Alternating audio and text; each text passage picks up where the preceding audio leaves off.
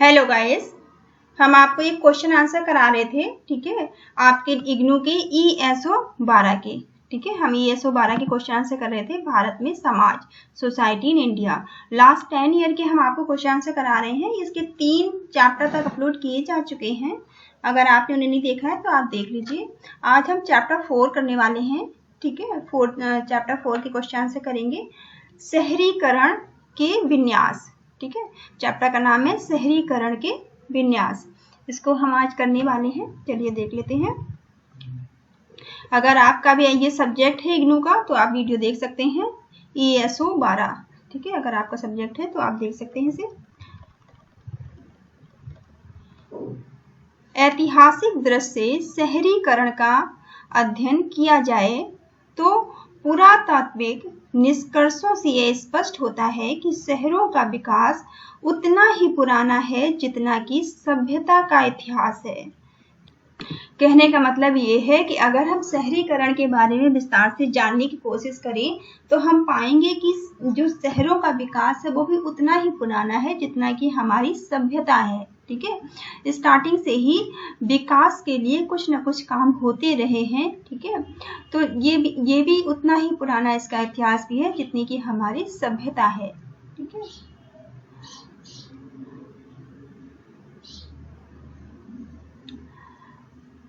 तो ऐतिहासिक दृष्टि से शहरीकरण का मतलब आप समझते होंगे, है ना।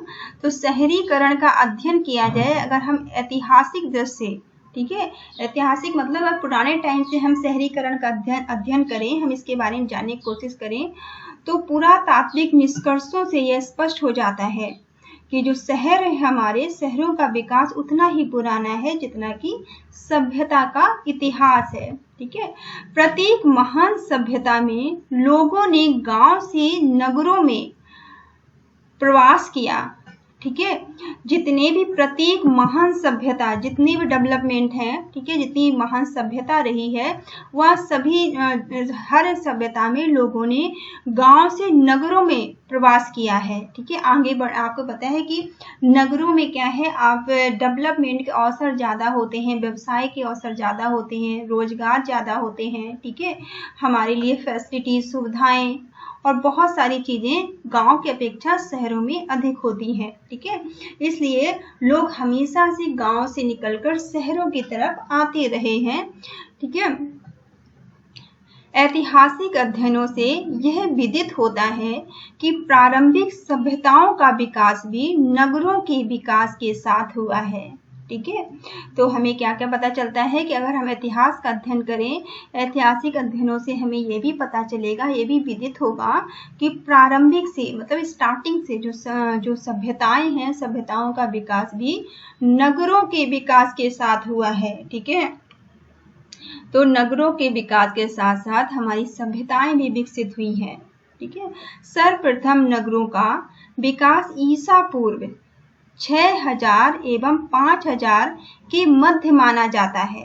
ठीक है, सबसे पहले सर्वप्रथम नगरों का जो विकास है वो 6000 ईसा पूर्व और 5000 ईसा पूर्व माना जाता है। ठीक है, इसके पश्चात कई वर्षों तक इस दिशा में कोई प्रगति नहीं हुई है। ठीक है, इसके बाद में इस दिशा में कोई भी प्रगति नहीं हुई, कोई भी प्रोग्रेस नहीं हुई। यूनान रोमन काल में नगरीकरण की प्रक्रिया में उभार आया। ठीक है, जो यूनान रोमन का काल था, यूनान रोमन काल में फिर से एक बार नगरीकरण की प्रक्रिया तेजी से आगे बढ़ी। पुरातत्ववेताओं और इतिहासकारों ने बताया कि हड़प्पा की संस्कृति में शहरीकरण ने ईंट बनाने की टेक्नोलॉजी, ज्यामिति, कृषि और सिंचाई के साधनों में उन्नत विकास के लक्षणों को प्रदर्शित किया। ठीक है, ये हमें किस बात से पता चलता है, जो इतिहासकार थे और पुरातत्व जो खोजकर्ता थे, इनसे ये पता चला कि जो हड़प्पा की संस्कृति है, ठीक है, हड़प्पा की संस्कृति में शहरीकरण ने ईंट बनाने की टेक्नोलॉजी, क्योंकि हमें पता है कि वहाँ से हमें ईंटों के बारे में पता चला था। ठीक है, वहाँ पक्की ईंटें यूज की जाती थी, तो वहाँ से, और ज्यामिति, कृषि, सिंचाई, के साधनों में उन्नत विकास के लक्ष्यों को प्रदर्शित किया है। ठीक है। ईस्ट इंडिया कंपनी की स्थापना और 17वीं शताब्दी से भारत पर ब्रिटिश औपनिवेशिक नियंत्रण की शुरुआत से दिल्ली, कोलकाता, मुंबई और मद्रास के शहरी क्षेत्र का विकास हुआ। ठीक है। जो जब अंग्रेज हमारे यहाँ आए तो इन्होंने सबसे पहले अंग्रेज जब हमारे यहाँ तो इन्होंने ईस्ट इंडिया कंपनी की स्थापना की 17वीं शताब्दी में, और इसी के साथ भारत में जो ब्रिटिश आए थे औपनिवेशिक इन्होंने जो नियंत्रण की शुरुआत इन्होंने की, जैसे दिल्ली, कोलकाता, मुंबई और मद्रास के शहर क्षेत्रों का विकास भी इन्होंने किया है। ठीक है। इसके बाद 19वीं शताब्दी में सही अर्थ में नगरीय क्रांति आई। ठीक है। 19वीं शताब्दी में सही मायने में नगरीय क्रांति हुई और यह सत्य है कि 1800 से ही नगरीकरण और शहरीकरण द्रुत गति का विकास कर रहे थे। ठीक है। और 1800 से ही नगरीकरण और शहरीकरण का विकास स्टार्ट हो गया था। शहरीकरण का अर्थ, अब शहरीकरण का अर्थ क्या है, शहरीकरण का मतलब क्या है? देश के विकास की प्रक्रिया के साथ ही ग्रामीण क्षेत्र नगरों के रूप में बदलने लगे। ठीक है। तो क्या मतलब हुआ कि देश के जैसे जैसे देश का विकास हुआ, ठीक है, देश के विकास की प्रक्रिया के साथ ही जो ग्रामीण थे, ठीक है, ग्रामीण क्षेत्र जो थे वो नगरों के रूप में बदलने लगे। तब इस प्रक्रिया को हम नगरीकरण कहते हैं। ठीक है। और इसी प्रक्रिया को क्या कहा जाता है? नगरीकरण की प्रक्रिया कहा जाता है। दूसरे अर्थों में औद्योगिकीकरण के कारण नगरीय जनसंख्या में वृद्धि होने लगती है। ठीक है। दूसरे अर्थों में अगर हम ये कहें कि औद्योगिकीकरण के कारण, ठीक है, इंडस्ट्री जब आ जाती है वहाँ पे औद्योगिकीकरण के कारण जो नगरीय जनसंख्या है, नगर में रहने वाली जनसंख्या है, उसमें वृद्धि होने लगती है, बढ़ने लगती है, क्योंकि रोजगार के जहाँ साधन मिलेंगे लोग वहीं जाएंगे। ठीक है। ये तो सिंपल सा फंडा है, जहाँ पर रोजगार के साधन अच्छे होंगे लोग वहीं जाएंगे। ठीक है। इसे शहरीकरण कहा जाता है। और इसी प्रक्रिया को क्या कहते हैं? इसी प्रक्रिया को शहरीकरण कहते हैं। परिभाषा: ग्रामीण क्षेत्र को नगरीय क्षेत्र में बदलने की प्रक्रिया का नाम नगरीकरण है। ठीक है। और ये परिभाषा किसने दी है? ये बर्गेल की दी हुई परिभाषा है। ठीक है।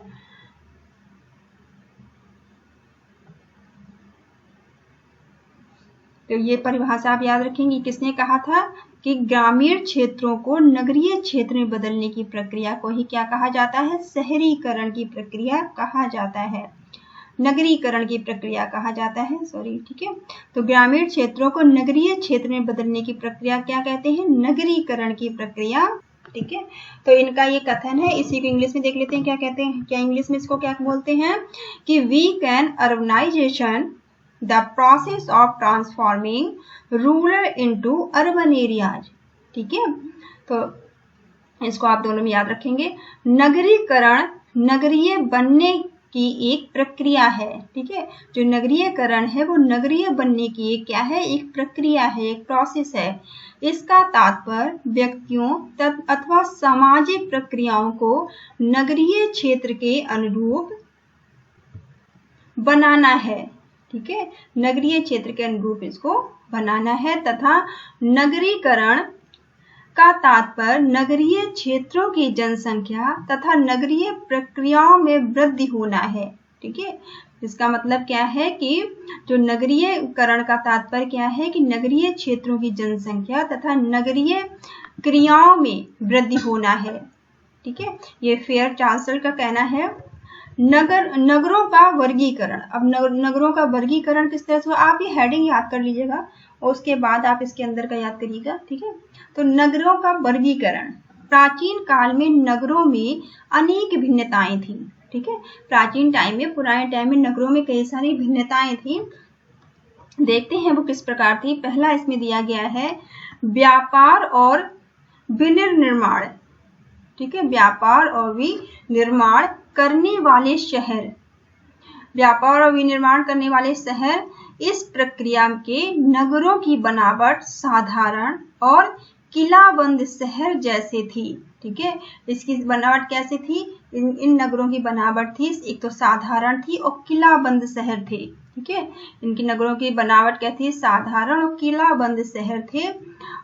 ठीक है, और व्यापार पर यह महत्वपूर्ण गतिविधि थी। ठीक है, ये व्यापारिक रूप से एक महत्वपूर्ण गतिविधि हुआ करती थी। व्यापारिक रूप से इन्हें नगरपट्टम, ठीक है, इन्हें क्या कहते थे? नगरपट्टम, नगरीय आदि नामों से पुकारा जाता था। ठीक है, नगरपट्टम, नगरीय आदि नामों से इन्हें क्या कहा जाता था? इन्हें पुकारा जाता था।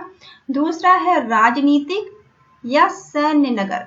ठीक है, राजनीतिक और सैनिक नगर, इस प्रकार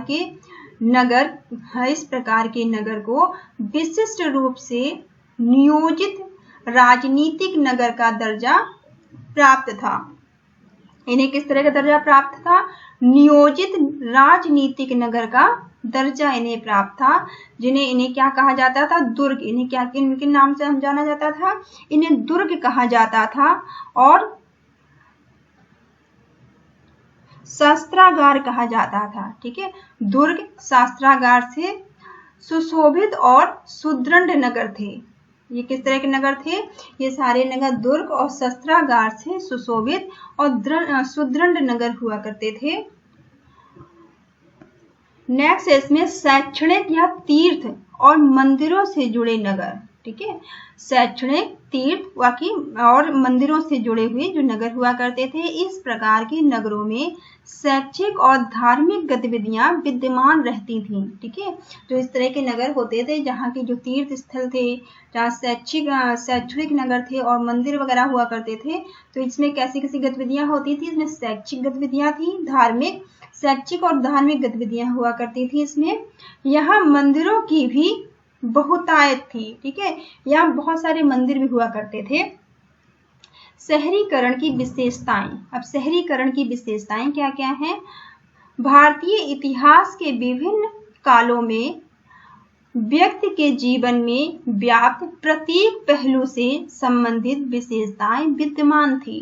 ठीक है, जैसे पहला राजनीतिक, जनसांख्यिकी और स्थानिक तत्व। ठीक है, तो क्या क्या थे? राजनीतिक थी, ठीक है, जनसंख्यक थी और स्थानिक तत्व थे। दूसरा है आर्थिक तत्व। ठीक है, दूसरा क्या है? आर्थिक तत्व थे। थर्ड है इसमें धार्मिक, सामाजिक, सांस्कृतिक तत्व। थर्ड क्या है? धार्मिक और सामाजिक सांस्कृतिक तत्व हुआ करते थे। ठीक है, प्रारंभिक औपनिवेशिक, ठीक है, प्रारंभिक मतलब स्टार्टिंग में, औपनिवेशिक अवधि में शहरीकरण की प्रक्रिया के चलते अनेकों नवीन विशेषताएं उभरकर सामने आई। ठीक है, स्टार्टिंग में क्या हुआ? औपनिवेशिक जो अवधि थी उसमें शहरीकरण, जब शहरीकरण हुआ तो शहरीकरण की प्रक्रिया में अनेक नई नई चीजें उभरकर सामने आई। इस विधि में प्रौद्योगिकी की उन्नति, ठीक है, इसमें क्या हुआ? इसमें प्रौद्योगिकी की उन्नति हुई, संचार के साधन विकसित हुए, परिवहन के साधन विकसित हुए, सूचना व प्रसार जैसी विशेषताओं का उद्भव हुआ। ठीक है, इस तरह की विशेषताएं सामने निकल के आई। समकालीन भारत में शहरीकरण की पद्धति। अब समकालीन भारत की अगर बात करें तो इसमें शहरीकरण की पद्धति कैसी है? ठीक है, समकालीन भारत में सामाजिक परिवर्तन की तीव्रता से भारत में शहरीकरण की गति अत्यंत तीव्र रही है। ठीक है, समकालीन जो भारत है, आज का जो भारत है, समकालीन भारत में सामाजिक परिवर्तन के कारण ही तीव्रता से भारत में शहरीकरण की गति अत्यंत तीव्र रही है। शहरीकरण की पद्धति में जनसांख्यिकी, स्थानीय, आर्थिक और सामाजिक सांस्कृतिक पहलुओं के संदर्भ में इसकी पद्धति की चर्चा की जा सकती है। ठीक है, परिवर्तन के साथ ही नगरों की परिभाषा भी बदल रही है। ठीक है, परिवर्तन के साथ साथ ही क्या हो रहा है? नगरों की परिभाषा भी बदल रही है और नगरीकरण की आधुनिक परिभाषा का प्रकार है। ठीक है, नगरीकरण जो है ये आधुनिक परिभाषा का प्रकार है।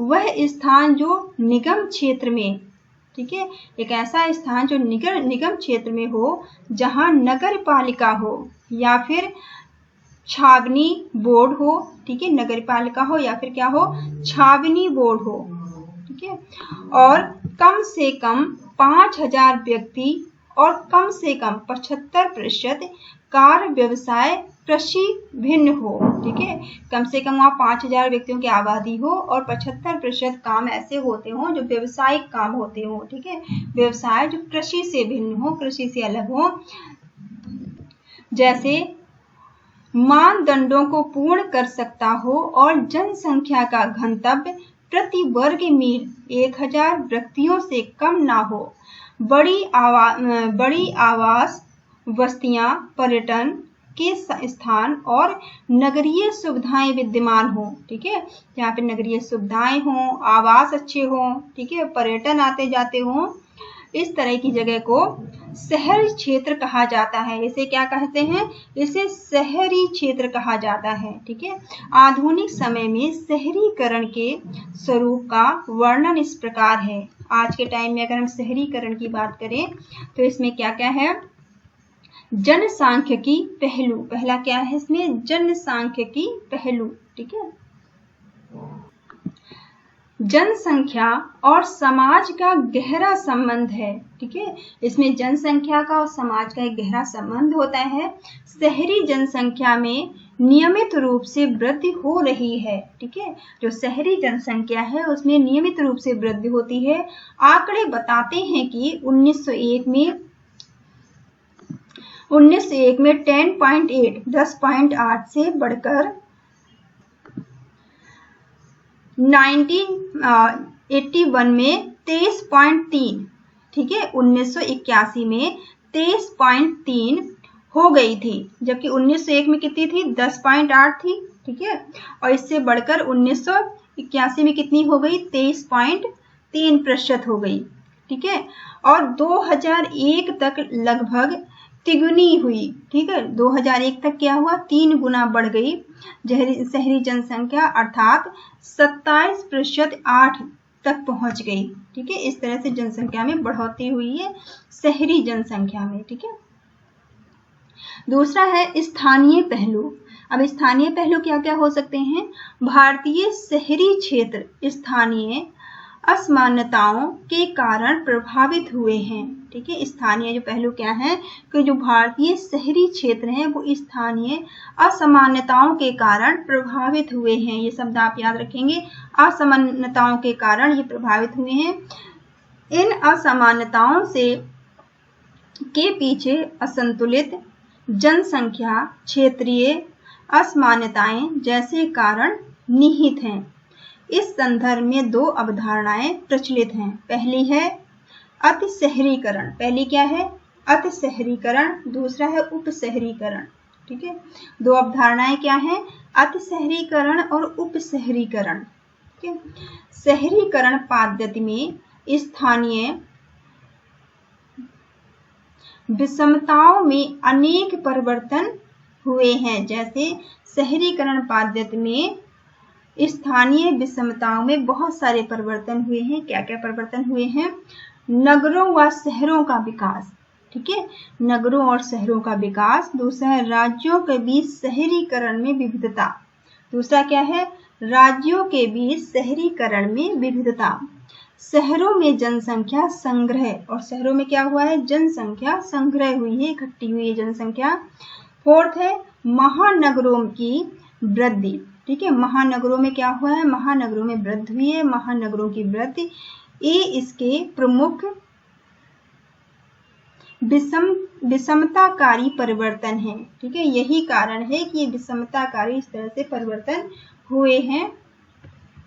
आर्थिक पहलू, अब इसका आर्थिक पहलू क्या हो सकता है, ठीक है, आर्थिक विकास का स्वाभाविक व आवश्यक फल शहरीकरण है, ठीक है। अब आर्थिक पहलू क्या है, आर्थिक विकास का स्वाभाविक और आवश्यक फल क्या है, शहरीकरण है। सदैव ही शहरीकरण आर्थिक विकास के साथ साथ चलता है। ठीक है, शहरीकरण कैसे चलता है? आर्थिक विकास के साथ साथ। अगर आर्थिक विकास नहीं होगा तो शहरों में कोई क्यों जाके रहेगा? ठीक है, तो शहरीकरण का मतलब होता है कि आर्थिक विकास के साथ साथ ही चलता है। ठीक है, आधुनिक भारत में शहरीकरण की आर्थिक विषमताओं में महत्वपूर्ण पहलू व्यवसाय व प्रवचन है। ठीक है, आज इसमें क्या है? शहरीकरण की आर्थिक विषमताओं का महत्वपूर्ण पहलू अब क्या बन गया? व्यवसाय। ठीक है, व्यवसाय और प्रवचन बन गए हैं। नेक्स्ट है फोर्थ, सामाजिक और सांस्कृतिक पहलू। ठीक है, सामाजिक और सांस्कृतिक पहलू क्या हो सकते हैं? सांस्कृतिक बहुलवाद, जो सांस्कृतिक बहुलवाद है, सांस्कृतिक बहुलवाद शहरी व्यक्तियों का एक महत्वपूर्ण सामाजिक सांस्कृतिक आयाम रहा है। ठीक है, सांस्कृतिक बहुलवाद जो है ये शहरी व्यक्तियों का एक महत्वपूर्ण सामाजिक सांस्कृतिक आयाम रहा है। इसलिए जातियों ने शहरों में अपने आप को एक दूसरे के साथ सामंजस्य स्थापित करके पृथक पहचान बनाने का प्रयास किया है। ठीक है, एक दूसरे के साथ इन्होंने सामंजस्य स्थापित करते हुए अपनी पहचान बनाने की कोशिश की है। और सामाजिक दृष्टिकोण की अगर बात करें तो सामाजिक दृष्टिकोण की बात करें तो शहरी समाज में सामाजिक संस्करण ने नया रूप ले लिया है। ठीक है, सामाजिक संस्करण ने क्या किया है? एक नया रूप ले लिया है। विवाह व परिवार संबंधी दो महत्वपूर्ण पहलुओं ने नियमों में भी कठोरता नहीं रह गई। ठीक है, जो विवाह व परिवार जैसे संबंध हैं, विवाह व परिवार संबंधी दो महत्वपूर्ण पहलुओं के नियमों में भी कठोरता नहीं रह गई है अब। ठीक है, इनमें भी कोई कठोरता अब नहीं रह गई है। और धार्मिक क्षेत्रों में भी नई टेक्नोलॉजी, माइक्रोफोन, सिनेमा, ऑटोमोबाइल का प्रयोग हो रहा है। ठीक है, धार्मिक क्षेत्रों में भी नई टेक्नोलॉजी ने अपनी जगह बना ली है। ठीक है, जो धार्मिक क्षेत्र है उसमें भी क्या हुआ है? नई टेक्नोलॉजी ने अपनी जगह बना ली है। जैसे कि अब हम धार्मिक क्षेत्रों में भी माइक्रोफोन का, सिनेमा और ऑटोमोबाइल का उपयोग करने लगे हैं। ठीक है, शहरीकरण के वर्तमान प्रक्रिया से जुड़ी समस्याएं। ठीक है, अब शहरीकरण की जो वर्तमान प्रक्रिया है इससे क्या क्या समस्याएं हैं इनके बारे में जान लेते हैं।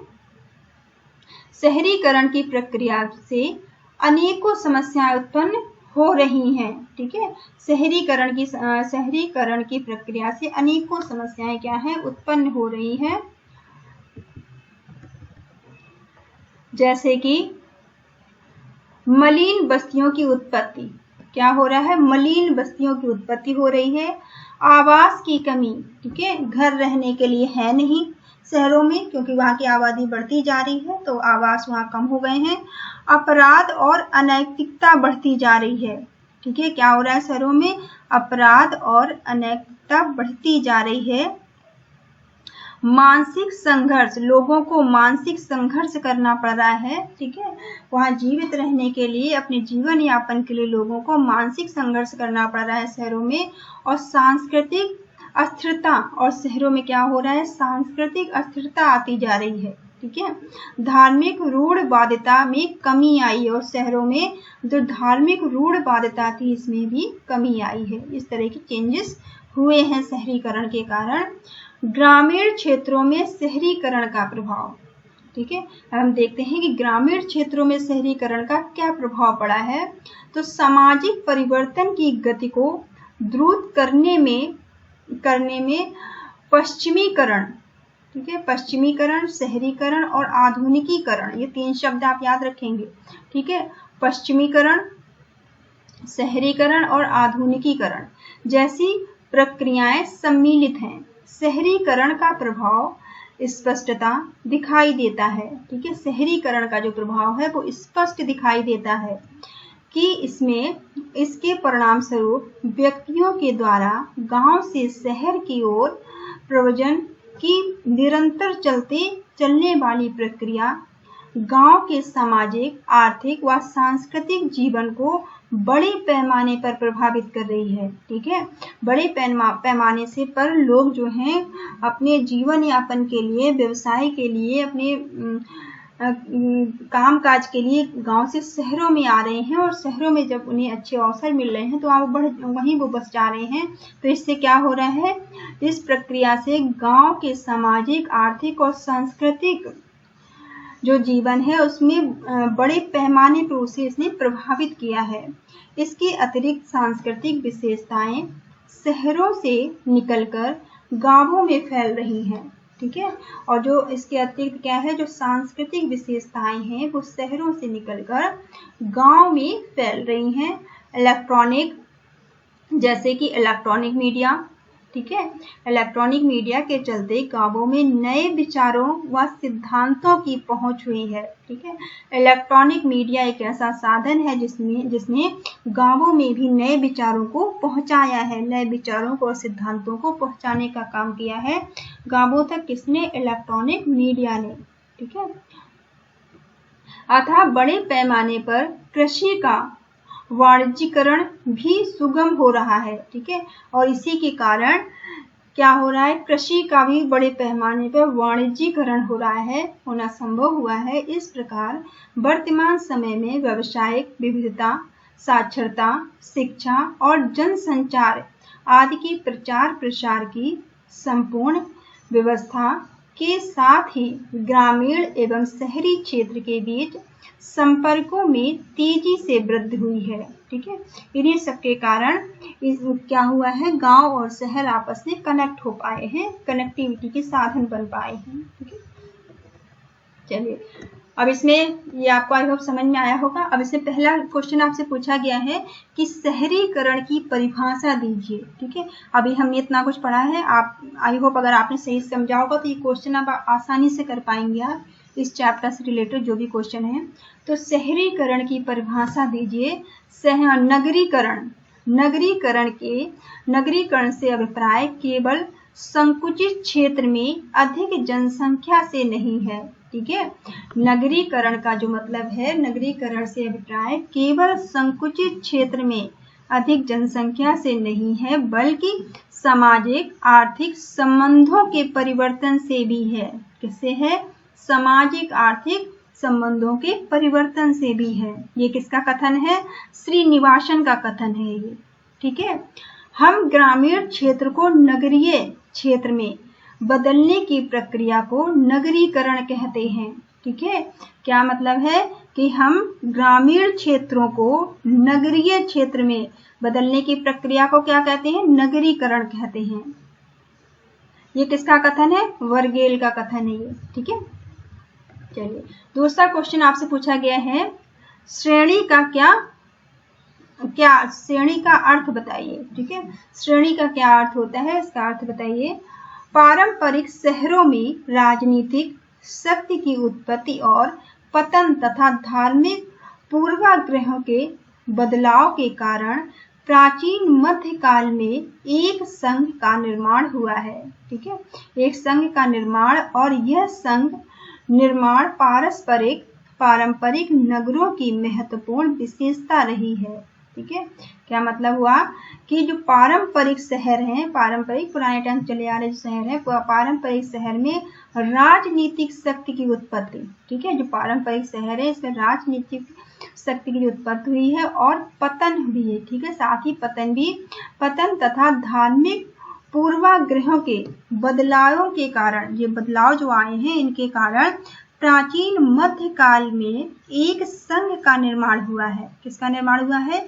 एक संघ का निर्माण हुआ है, और यह संघ निर्माण पारंपरिक नगरों की महत्वपूर्ण विशेषता रही है। ठीक है, यही पारंपरिक नगरों की क्या है? विशेषता रही है। इन संघों में शिल्पी और व्यापारी, ठीक है, इन संघों में क्या है? शिल्पी और व्यापारी संगठित थे। ठीक है, शिल्पी और व्यापारी यहाँ संगठित थे। इन शिल्पी संघों को श्रेणी कहा जाता है। ठीक है, इन शिल्पी संघों को क्या कहते थे? इन शिल्पी संघों को श्रेणी कहा जाता था। ठीक है, नेक्स्ट थर्ड है राष्ट्रीय राजधानी क्षेत्र की अवधारणा स्पष्ट करो। ठीक है, राष्ट्रीय राजधानी क्षेत्र की अवधारणा स्पष्ट करिए। किसी नगर के इर्द गिर्द स्थित व्यापक क्षेत्र में आर्थिक विकास और सामाजिक परिवर्तन की प्रक्रिया को बेहतर क्षेत्रीय समानता प्रदान करना तथा क्षेत्रीय वृद्धि और विस्तार की मांगों को पूरा करना राष्ट्रीय राजधानी क्षेत्र की स्थापना का मुख्य उद्देश्य होता है। ठीक है, क्या मतलब हुआ कि किसी भी नगर की जो इर्द गिर्द मतलब जो उसके आसपास की जो जगह होती है, स्थिति होती है, वो उसका व्यापक क्षेत्र, एक बड़ा हिस्सा व्यापक क्षेत्र में आर्थिक विकास, ठीक है, आर्थिक विकास और सामाजिक परिवर्तन की प्रक्रिया को बेहतर क्षेत्रीय समाज प्रदान करते हैं, बेहतर क्षेत्रीय समानता, ठीक है, समानता प्रदान करना तथा क्षेत्रीय वृद्धि, ठीक है, उन्नत क्षेत्रीय वृद्धि और विस्तार की मांगों को पूरा करना राष्ट्रीय राजधानी क्षेत्र की स्थापना का मुख्य उद्देश्य होता है। तीव्र गति से आवासों का निर्माण, सड़कों का निर्माण, परिवहन और यातायात के नए विकास, नए विकसित साधनों का उपयोग, telephone, cable TV, mobile phone आदि का प्रचलन राष्ट्रीय राजधानी क्षेत्र के विकास का घोतक होता है। ठीक है, इनमें क्या क्या चीजें होनी चाहिए? तेजी से आवास, अच्छे आवास होने चाहिए, ठीक है, तेजी से आवासों का निर्माण होना चाहिए, सड़कें अच्छी होनी चाहिए, परिवहन साधन, यातायात के साधन अच्छे होने चाहिए, ठीक है, विकसित साधनों का उपयोग होना चाहिए, telephone, cable TV, mobile phone, इस तरह की चीजें राष्ट्रीय राजधानी में, इस तरह की चीजों का क्या होना चाहिए? विकास होना चाहिए। नगरों में आर्थिक क्रियाकलापों को विकेंद्रीकृत रूप प्रदान करने के लिए राष्ट्रीय राजधानी क्षेत्र के विकास पर बल दिया गया है। ठीक है, जैसे राजधानी क्षेत्र शहर दिल्ली, जैसे राजधानी क्षेत्र क्या है? शहर दिल्ली है। दिल्ली की वृद्धि और विस्तार की मांगों को पूरा करने के लिए किया गया है। ठीक है, इसके अंतर्गत दिल्ली, हरियाणा, राजस्थान और उत्तर प्रदेश के जिले आते हैं। 30,000 वर्ग किलोमीटर की भूमि का समूचा विकास सम्मिलित है। ठीक है, क्या क्या विकास सम्मिलित है? दिल्ली, हरियाणा, राजस्थान, उत्तर प्रदेश के 30,000 वर्ग किलोमीटर की भूमि का विकास सम्मिलित होता है इसमें। ठीक है, दूसरा है, कुछ और महत्वपूर्ण क्वेश्चन इसमें दिए गए हैं आपके। शहरीकरण की वर्तमान प्रक्रिया से जुड़ी समस्याओं का वर्णन करिए। ठीक है, शहरीकरण की जो वर्तमान प्रक्रियाओं से जुड़ी हुई समस्याओं का वर्णन यहाँ आपसे पूछा गया है। चलिए देख लेते हैं। नगरीकरण के कारण एक ऐसे पर्यावरण का निर्माण हुआ है जिसने हमारे जीवन के सभी पक्षों को प्रभावित किया है। इसके एक तरफ लाभ हुआ है तो दूसरी तरफ अनेक समस्याओं ने जन्म भी लिया है। ठीक है, नगरीकरण के कारण जो हमारा पर्यावरण प्रभावित हुआ है, जहाँ एक तरफ लाभ हो रहा है हमें, वहीं दूसरी तरफ समस्याएं भी उत्पन्न हो रही हैं, जिसका प्रभाव सामाजिक, पारिवारिक, राजनीतिक और धार्मिक क्षेत्रों में देखा जा सकता है। ठीक है, इसका प्रभाव कहाँ कहाँ देखा जा सकता है? सामाजिक, पारिवारिक, राजनीतिक और धार्मिक क्षेत्रों में देखा जा सकता है। शहरीकरण की वर्तमान प्रक्रिया ने देश के विभिन्न भागों में अनेक समस्याएं उत्पन्न की हैं। इसमें से कुछ निम्न है। ठीक है, कुछ समस्याएं यहाँ पे दी गई हैं, जैसे गंदी बस्तियों की उत्पत्ति। ठीक है, जैसे कि गंदी बस्तियां उत्पन्न हो गई हैं, गंदी बस्तियों की उत्पत्ति। नगरीकरण का सबसे बुरा परिणाम गंदी बस्तियों के रूप में सामने आया है। ठीक है, नगरीकरण का सबसे बुरा परिणाम बताया गया है यहाँ पे गंदी बस्तियां। ठीक है, विभिन्न उद्योगों में काम के लिए गांवों से नगरों में लाखों मजदूर आकर रहना आरंभ कर देते हैं। ठीक है, गांवों से शहरों में आके बहुत सारे मजदूर रहने लगते हैं नौकरी पेशे के लिए, जॉब के लिए, और नगरों में पहले से ही स्थान की कमी रहती है, क्योंकि नगरों में पहले से ही जगह कम रहती है और आय की कमी के कारण यह मजदूर साधारण सा स्थान भी प्राप्त नहीं कर पाते, क्योंकि इनकी जो तनख्वाह होती है वो सैलरी इनकी बहुत कम होती है, इसलिए ये कोई सही जगह तो छोड़िए नॉर्मल जगह भी नहीं ले पाते हैं अपने रहने के लिए। और इसका परिणाम यह होता है कि श्रमिक अपने पूरे परिवार के साथ एक ही कमरे में रहने लगते हैं। ठीक है, इसका परिणाम क्या निकलता है कि जो श्रमिक होते हैं वो पूरे परिवार के साथ एक ही कमरे में रहते हैं और यह स्थान ऐसे होते हैं जहां सीलन रहती है। कैसे स्थान ये होते हैं? सीलन रहती है, हवा व प्रकाश की कमी होती है। ठीक है, रोशनी नहीं आएगी, हवा नहीं आएगी और सारे लोग मिलके एक ही कमरे में रहेंगे। ठीक है, तो इन सब का परिणाम क्या होता है? ऐसी बस्तियां स्वास्थ्य के क्षेत्र में भी नहीं है, तो ऐसी बस्तियां जो होती हैं वो स्वस्थ भी नहीं होती हैं। ठीक है, तो ऐसी बस्तियों में तरह तरह की बीमारी फैलती हैं, बल्कि अनैतिकता भी गंभीर समस्या भी उत्पन्न करती है। ठीक है, ऐसे में क्या होती है? एक अनैतिकता भी बढ़ती है, ये भी एक गंभीर समस्या बन जाती है और साथ ही अनेक रोगों को भी जन्म देती है। ठीक है, जब हम एक छोटी सी जगह में कई सारे लोग रहेंगे जहाँ पर सीलन भी आएगी, हवा भी नहीं आएगी, प्रकाश भी नहीं आएगा, और ऐसे में क्या होती है? बहुत सारी बीमारियां बढ़ती हैं, लोग बीमार होते हैं, स्वास्थ्य अच्छा नहीं होता है और अनैतिकता भी बढ़ती है, क्योंकि जब एक ही कमरे में हम रहेंगे तो बच्चे जो उनके होंगे ना तो वो ठीक से पढ़ाई कर पाएंगे। ठीक है, तो उनकी पढ़ाई लिखाई, उनका फ्यूचर, उनका भविष्य सब कुछ चौपट हो जाता है ऐसे में। ठीक है, तो दूसरा पॉइंट है आवास की कमी। ठीक है, आवास की कमी नगरीकरण की प्रक्रिया से शहरों में आवास की कमी उत्पन्न होने लगी है। ठीक है, नगरीकरण की प्रक्रिया ने क्या किया है? शहरों में आवास की कमी कर दी है।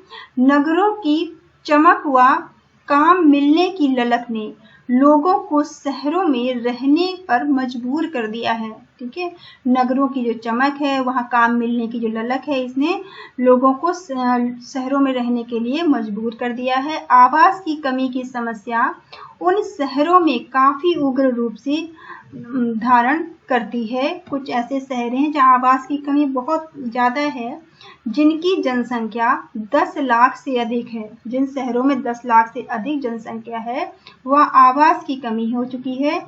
आवास की समस्या से जुड़ी अन्य समस्याएं शहरी भूखंडों के नियोजित उपयोग से संबंधित हैं। ठीक है, जो आवास की समस्याएं हैं वो किससे जुड़ी हुई हैं? अन्य समस्याएं जो हैं शहरी भूखंड की, उनसे भी ये संबंधित हैं, उनसे भी जुड़ी हुई हैं।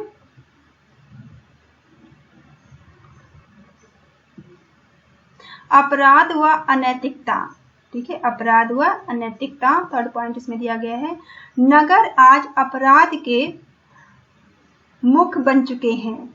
जो नगर हैं वो अपराध के केंद्र बनते जा रहे हैं। ठीक है, नगर क्या है? आज अपराध के केंद्र बनते जा रहे हैं। यहाँ आवास की समस्याओं के चलते श्रमिक अपने परिवार को गांव में ही छोड़ देते हैं। ठीक है, क्योंकि शहरों में आवास नहीं होती हैं, तो जो गांव से काम करने श्रमिक आते हैं वो अपने परिवार को गांव में ही छोड़कर आते हैं। वे स्वयं अकेले शहरों में निवास करते हैं। ठीक है, वे अकेले शहरों में रहते हैं। ऐसे में उन पर पड़ोस व परिवार का नियंत्रण नहीं रह पाता। ठीक है, ऐसे में क्या होता है? जब वो अकेले रहेंगे शहरों पे तो उन पर परिवार का और उन पर परिवार और समाज का नियंत्रण नहीं रह पाता है।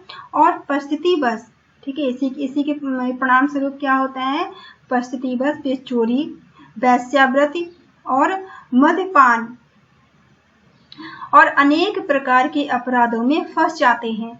ठीक है, जब उनका परिवार उनके साथ नहीं रहता है तो ना उन पर परिवार का नियंत्रण होता है और ना ही समाज का।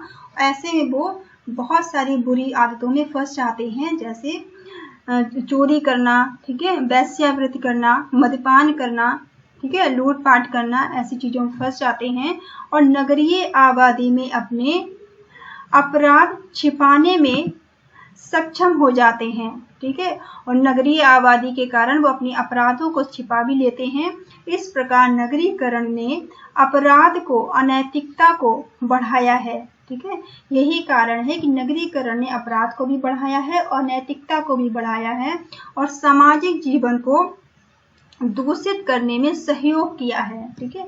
सामाजिक जीवन को इसने दूषित भी किया है। मानसिक संघर्ष, चौथा पॉइंट क्या है? मानसिक संघर्ष। शहरीकरण की प्रक्रिया ने सभी क्षेत्रों में व्यक्तियों को असुरक्षित बनाने का कार्य किया है, ठीक है। शहरीकरण ने क्या किया है कि सभी लोगों को असुरक्षित बनाने का काम किया है। आज व्यक्ति अनेकों मानसिक चिंताओं से घिरा रहता है, ठीक है। आज इंसान बहुत सारी मानसिक चिंताओं से घिरा रहता है। उसे कार से निकालने जाने का भय रहता है, ठीक है। उसे हमेशा ही काम से निकाल ना दिया जाए, उसे इस बात का डर उसे बना रहता है। सबसे अधिक सताता है, सबसे ज्यादा उसे इसी बात का डर रहता है कि कहीं उसे काम से निकाल ना दिया जाए। जरा सी भी गलती हुई तो उसे कार्य से निकाल दिया जाएगा, ठीक है। उसे किस बात का डर रहता है कि अगर उससे गलती से भी कुछ गलती हो गई तो उसे काम से निकाल दिया जाएगा और वह पलक झपकते ही बेरोजगार हो जाएगा, ठीक है। हमेशा उसे इस बात की चिंता रहती है कि उसे कभी भी काम से निकाला जा सकता है। उससे जरा सी गलती हुई अगर तो उसे काम से निकाला जा सकता है और पलक झपकते ही वो क्या होगा? बेरोजगार हो जाएगा। इसलिए उसे निरंतर मानसिक संघर्ष करना पड़ता है, ठीक है। यही कारण है वो निरंतर मानसिक संघर्ष से जूझता रहता है। फिफ्थ पॉइंट है आपका सांस्कृतिक अस्थिरता, ठीक है। सांस्कृतिक अस्थिरता। नगरीकरण ने जहां व्यक्तियों का रोजगार दिया है, ठीक है। नगरीकरण की प्रक्रिया ने जहां व्यक्तियों को ढेरों रोजगार दिए हैं, वहीं उसने सांस्कृतिक जीवन को भी अस्थिर बना दिया है, ठीक है। वहीं लोग अपनी संस्कृति से दूर हो चुके हैं। नगरीकरण से उत्पन्न भौतिकवाद ने व्यक्ति में सांस्कृतिक विशेषताओं के प्रति अरुचि का भाव उत्पन्न किया है, ठीक है। जो सांस्कृतिक विशेषताएं हैं उनसे क्या हुआ है? व्यक्तियों में इनके प्रति अरुचि का भाव उत्पन्न हुआ है और दिनों दिन सांस्कृतिक महत्व कम होता जा रहा है, ठीक है। दिन प्रतिदिन क्या हो रहा है कि व्यक्ति के अंदर सांस्कृतिक महत्व कम होता जा रहा है। आज व्यक्ति सांस्कृतिक मूल्यों का पालन पूर्णतः नहीं कर पा रहा है, ठीक है। लोग अब सांस्कृतिक मूल्यों का पालन नहीं कर पा रहे हैं पूरी तरह। नेक्स्ट पॉइंट है आपका धार्मिक रूढ़िवादिता में कमी, ठीक है। धार्मिक रूढ़िवादिता में कमी से क्या मतलब है कि नगरीकरण की इस प्रक्रिया ने विभिन्न धर्म व संप्रदाय के लोगों को एक ही स्थान पर साथ साथ रहकर कार्य करने का अवसर प्रदान किया है, ठीक है। अब धार्मिक रूढ़िवादिता से क्या मतलब है कि एक ही जगह रहकर नगरीकरण के कारण एक जगह पर एक ही ऑफिस में एक संस्था में सारे धर्मों के लोग रहते हैं जो एक साथ रहकर काम करते हैं, कार्य करते हैं। इससे ग्रामीण श्रमिकों को नगरों का वातावरण देखने और उससे अनुकूलता बनाए रखने के अवसर भी मिलते हैं। इससे क्या होता है, जो श्रमिक हैं तो श्रमिकों को शहरों में आकर जो काम कर रहे हैं वो उस तरह के वातावरण में खुद को एडजस्ट करने की कोशिश करते हैं, खुद को ढालने की कोशिश करते हैं और बहुत सारी चीजें वो सीखने की कोशिश करते हैं, ठीक है। उन्हें नई नई चीजों को सीखने का अवसर मिलता है और वो साथ मिलकर काम करने की प्रक्रिया उनमें डेवलप होती है, ठीक है। और नगरों के अंधविश्वासों और नगरों में क्या होता है, जो अंधविश्वासों का प्रभाव बहुत ही कम देखने को मिलता है, क्योंकि नगरों में क्या होता है, अंधविश्वास बहुत ज्यादा कम है, ठीक है। नगरों में अंधविश्वास बहुत कम देखने को मिलता है, जबकि आउटर में अंधविश्वास अभी भी बहुत ज्यादा है, जिससे धार्मिक समाज में भी धार्मिक रूढ़िवादिता का प्रभाव दिन पर दिन कम होता जा रहा है। इससे क्या होता है कि जो धार्मिक रूढ़ताएं हैं ये भी दिन पे दिन कम होती जा रही हैं। आज अधिकांश व्यक्तियों द्वारा धर्म के उन्हीं पक्षों को स्वीकार किया जाता है जिनकी उपयोगिता को समझा जा सकता है, ठीक है। आज जो भी मेंटली लोग विकसित हैं, जो बाहर निकल चुके हैं, जो जागरूक हो गए हैं, वो उन्हीं चीजों को अपनाते हैं जो कि प्रमाणित हैं। ठीक है, वो ऐसी किसी अंधविश्वास को नहीं अपनाते हैं, वो विश्वास करते हैं पर अंधविश्वास किसी चीज पे नहीं करते हैं। कहने का मतलब ये है। लास्ट पॉइंट इसमें आपका दिया गया है यातायात व परिवहन। ठीक है, यातायात व परिवहन। आज अधिकांश शहरों में यातायात और परिवहन के लिए जो प्रबंध किए गए हैं, ठीक है, आज बहुत सारे शहरों में जो यातायात और परिवहन के लिए जो प्रबंध किए गए हैं वो अपेक्षाकृत हैं, वो बहुत ही अच्छे हैं, अपेक्षाकृत कम है। शहरों में आबादी ज्यादा होती है इसलिए वो कम पड़ जाते हैं। नगरों में औद्योगिकीकरण के कारण जनसंख्या में दिनों दिन वृद्धि हो रही है। ठीक है, नगरों में क्योंकि औद्योगिकीकरण के कारण वहाँ पे जॉब के अच्छे अवसर हैं, नौकरी अच्छी मिलती है, नौकरियों के अवसर हैं। ठीक है, तो लोगों को आगे बढ़ने के अवसर मिलते हैं, इसलिए वहाँ की जनसंख्या भी बढ़ती जा रही है। इससे यातायात और परिवहन के साधनों की अपर्याप्तता भी संकट भी सामने खड़ा हो चुका है। ठीक है, क्योंकि वहाँ पे नगरों में क्या आबादी बढ़ती है, रोजगार के लिए आते हैं, तो वहाँ के जो परिवहन है, यातायात हैं, वो उनमें भी संकट आ जाता है क्योंकि वो भी कम पड़ जाते हैं। आपने बहुत सारे शहरों में देखा होगा, लोगों को बहुत ज्यादा वेट करना पड़ता है, बहुत इंतजार करना पड़ता है एक जगह से दूसरी जगह जाने के लिए। ठीक है, साधन के लिए। तो यही कहने का मतलब है। चलिए, ये वीडियो थोड़ा बड़ा हो गया है पर ये चैप्टर आपका यहाँ खत्म हो गया है आज। ठीक है, ये एक ही वीडियो में खत्म हो गया है, तो आप इसे आराम से देखिएगा, थोड़ा आधा आधा करके देख लीजिएगा 2 बार में। ठीक है, और अगर आपका ये सब्जेक्ट है तो आप अच्छे से देखिए। आप मेरे चैनल को लाइक करिए, शेयर करिए, सब्सक्राइब करिए। और अगर आप कोई और सब्जेक्ट का वीडियो बनवाना चाहते हैं तो आप मुझे कमेंट करके बता सकते हैं। ठीक है, thank you all of you, thank you for watching.